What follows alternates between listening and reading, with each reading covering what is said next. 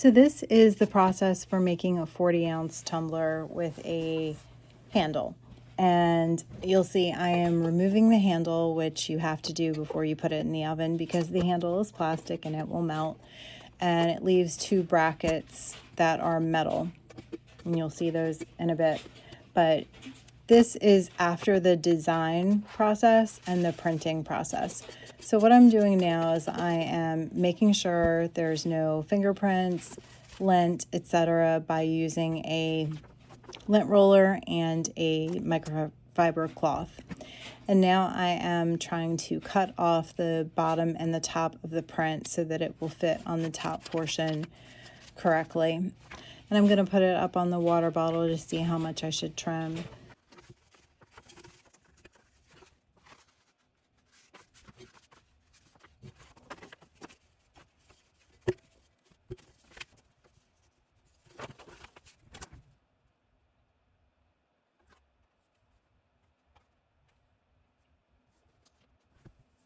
And now I've trimmed it and I'm putting it on just to make sure how much of the edges that I need to trim off because we don't want those to overlap.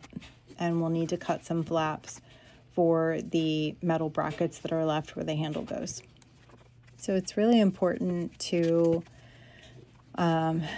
make sure that you're getting this on there straight. I have kind of like a cross pattern at the top to indicate what's the straight line is across from the bracket and then across from center to center so that the design that's on the front and the back will line up correctly.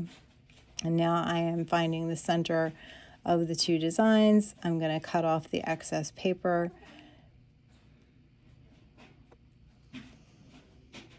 And I'm just going to make sure I'm marking the center. And this is on the outside, so this is not the part that gets transferred. So I'm just eyeballing it to make sure that the center of the design is lining up with that tape. And now I'm going to take heat transfer tape and I'm going to start taping down the design after I clean it once more since I've been touching it a lot. And I'm going to have to cut little flaps there for the brackets because we want it to sit flat. So I'm putting the heat transfer tape on now and making sure I'm pulling the print very tight because you need a tight fitting print on there as part of the pressure. So now I've got it in the correct place and I'm just finishing the taping job there. So I'm taping the two sides together. And I finally gotten smart and got my little stabilizer out so it's not rolling away. And I'm taping all along the top and the bottom of the print. And I'm pressing it down really hard so there's no gaps. Now the bottom portion is tapered and this is the part that I am putting on now. And tapered can be a little tricky because it doesn't line up perfectly. So what I've done is I've cut the one side so that it will line up straight underneath the bracket so that we're going to have a seam, but it's going to be straight down from the brackets. So I'm taping this down really well and I'm taping the top and the bottom of the print as well, which is a little bit more difficult when it's tapered because you can't just do it straight across.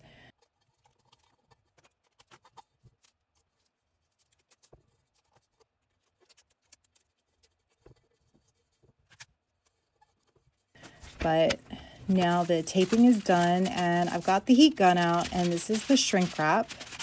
And you'll see I'm going to put it on and I have to make little snips for the brackets because if I try to heat that and shrink it around that, it will split there.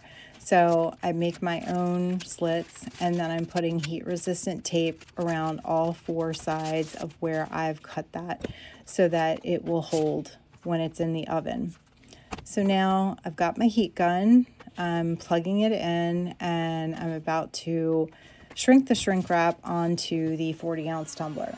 So in order to do sublimation, you need two things. You need pressure and you need heat. So when something that is not flat is done, you have to use it in mug press, a tumbler press, or a sublimation oven. And once you use an oven for sublimation, it cannot be used for cooking anymore. So I have a dedicated sublimation oven that is made specifically for sublimation.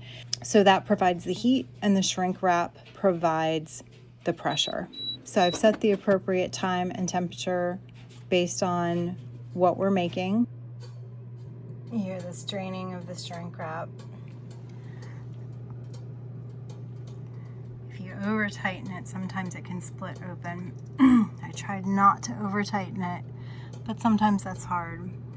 And where I put the slits for the brackets for the handle, I reinforced all 4 sides of that with heat resistant tape. But you can hear it like it wants to break. We've got 5 minutes left. So I'm waiting for it to finish, and now it's beeped, and I'm using my kitchen tongs to pull it out. It is very hot. I've got heat resistant gloves on, and I'm putting it on a heat resistant mat so it doesn't warp my cutting mat on my desk. I'm using a weeding tool to remove the tape around the brackets so that it's easier for me to remove the shrink wrap. It's really important with shrink wrap that you remove it when it's hot, because that's the easiest time to remove it. Otherwise it comes off in kind of little shards and it takes a long time. So I'm trying to get this done pretty quickly, and it's starting to cool off rapidly. Using the weeding tool on the tape that's holding the print on, trying to hold the print in place until I've got all the tape removed. We've removed the print from the bottom portion that is just a solid color that matches the text on the top. Now I'm removing all the heat resistant tape from the top, and there's the reveal.